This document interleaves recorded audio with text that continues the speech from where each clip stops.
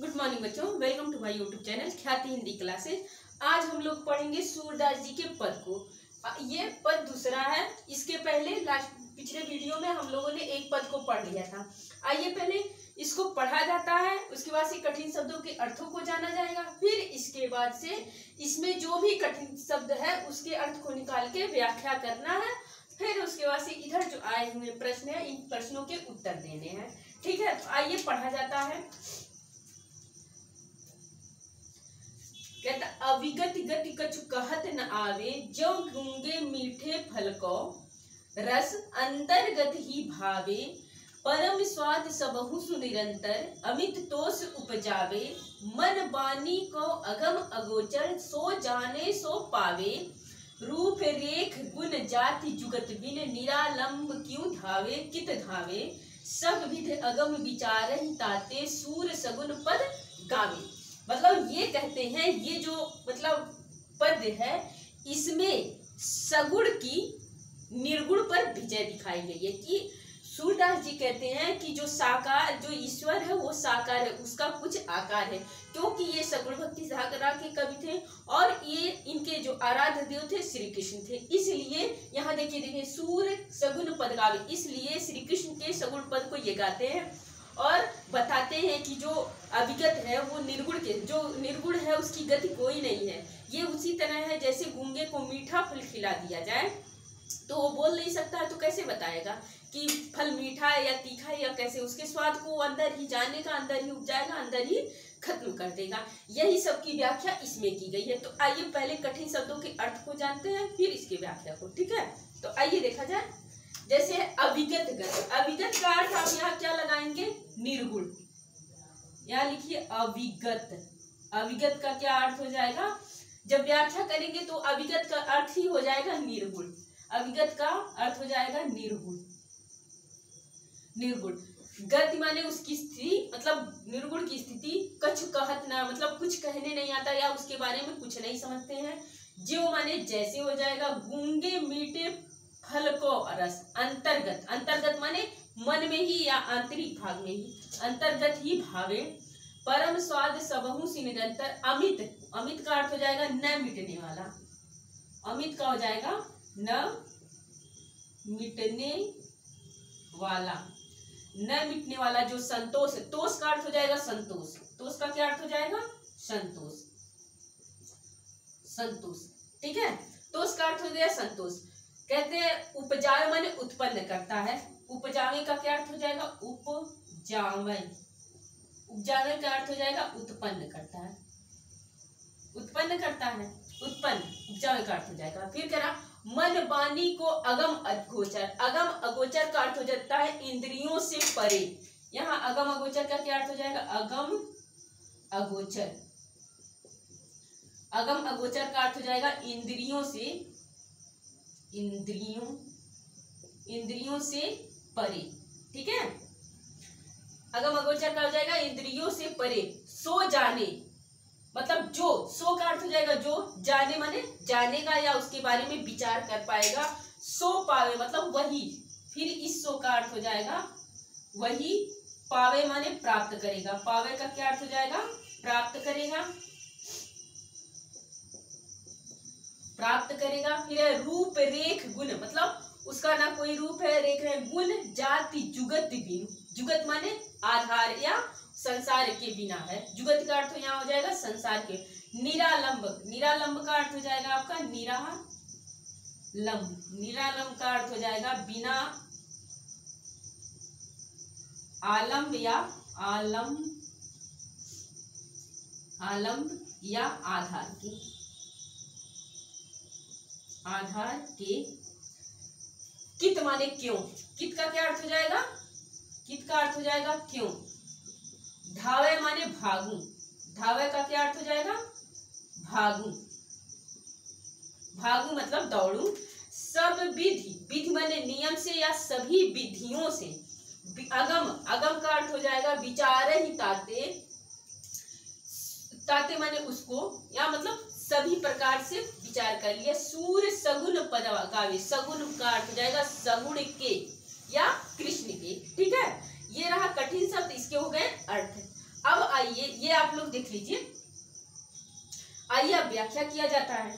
ठीक है, ये रहने दीजिए इसको। कहते हैं अविगत गति कछु कहत ना। सूरदास जी कहते हैं, सूरदास जी सगुण की निर्गुण को निर्गुण पर स्थापित करें, सगुण का निर्गुण पर विजय प्राप्त करवाते हैं और कहते हैं जो निर्गुण है इसके गति के बारे में कुछ कहने नहीं आता, क्योंकि वो नहीं समझते हैं। कहते हैं उसके विषय में मैं कुछ नहीं जानता, निर्गुण तो निराधार है, वह वैसे ही है जैसे गूंगे को मीठा फल खिला दिया जाए तो उसके रस को, कि मीठा है, तीखा है, कड़वा है, उसके रस को अंतर्गत ही मतलब अपने मन में ही संतोष करेगा, किसी से कह तो पाएगा नहीं। और कहते हैं उसके परम स्वाद सबहु सिर, उसके परम स्वाद जो उसके मीठेपन का स्वाद है उसको वो समझेगा, और न मीठने वाला जो संतोष होगा वो अंतर ही उत्पन्न करेगा, अपने अंदर ही उत्पन्न करेगा, किसी से वो बता नहीं सकता क्योंकि गूंगा है। और कहते हैं उसी तरह निर्गुण भी है। कहते हैं निर्गुण जो है, यहाँ लगाएंगे आप, निर्गुण जो है वो मन से, वाणी से और इंद्रियों से परे है, सो जाने मतलब जो जानेगा सो पाए मतलब वही पाएगा। क्योंकि ये लाइन पंक्ति जोड़ने के लिए आप लिखेंगे क्योंकि ना उसका कोई रूप है, न रेख है, न गुण है, ना जाति है, ना उसका कोई संसार है, संसार बिन माने बिना संसार के है, निरालंब कित धावे, इसलिए उस निरालंब या बिना आधार वाले के पीछे कित माने क्यों, धावे माने भागू या दौड़ू, दौड़ू। इसलिए सूरदास जी कहते हैं, सूरदास को यहाँ से उठाया जाइए, सूरदास जी कहते हैं मैंने सभी विधियों से निर्गुण का विचार कर लिया, इसलिए सगुण कोष्टक में आप लिखेंगे श्री कृष्ण के पद को गाता हूँ। ठीक है, ये था इसकी व्याख्या। और देख लीजिए पिछले वीडियो में ही हम बता दिए थे कि अगर सगुण मतलब सूरदास जी के पद आएंगे तो उसमें पता हो जाएगा कि ये सूरदास जी के पद हैं, इनके पद को बहुत मतलब देखना नहीं है कि किस पाठ का है, कैसे लिखेंगे परीक्षा में, क्योंकि इनका नाम यहाँ आ जाता है। ठीक है, ये रहा व्याख्या और ये रहे कठिन शब्दों के अर्थ। अब आइए प्रश्नों के उत्तर देखते हैं। प्रश्न के उत्तर, प्रश्न क्या कहते हैं? प्रश्न है, देखिए उपर्युक्त पद्यांश का संदर्भ लिखिए।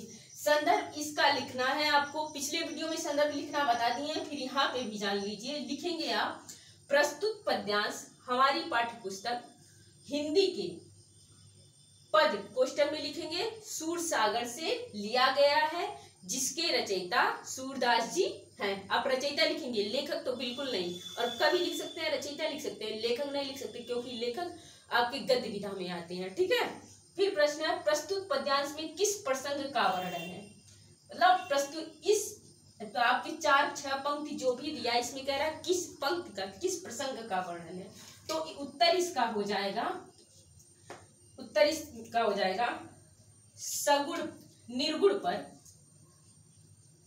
प्रश्न दूसरा का उत्तर है निर्गुण पर सगुण की स्थापना का।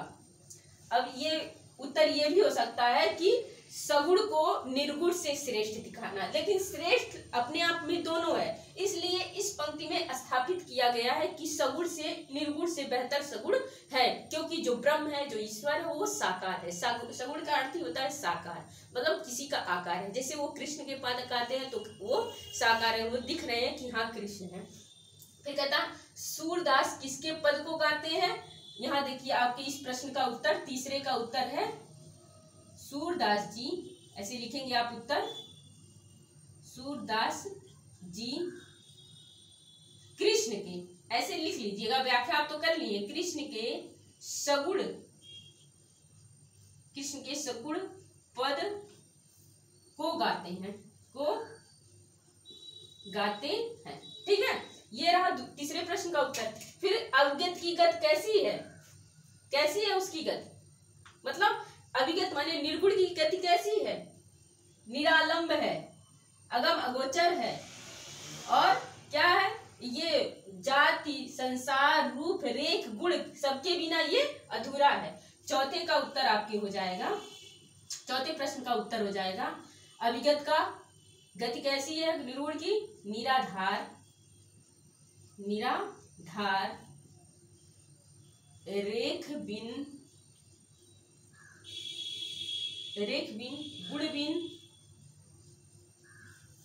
गुणबिन, संसार बिन आदि। ऐसी उसकी आपकी जो अभिगत है या निर्गुण जो है उसकी गति है, क्योंकि उसकी गति निराधार है, रेख के बिन है, गुण बिन है, उसकी ना कोई रेखा है, ना गुण है, ना संसार है, वो सबके सबसे रहित है, जो आपका निर्गुण है सूरदास जी की दृष्टि में। ठीक है, अगर आप प्रस्तुत पद्यांश का काव्य सौंदर्य लिखिए। अब ये प्रश्न देख लीजिए, हम काव्य सौंदर्य लिखा दे रहे हैं।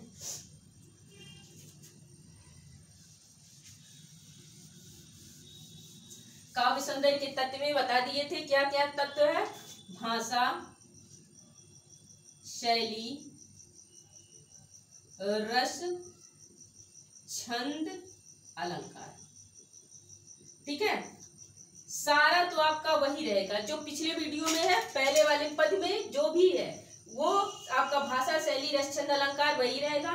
रस, छंद वही रहेगा, अलंकार आपको बदलेगा।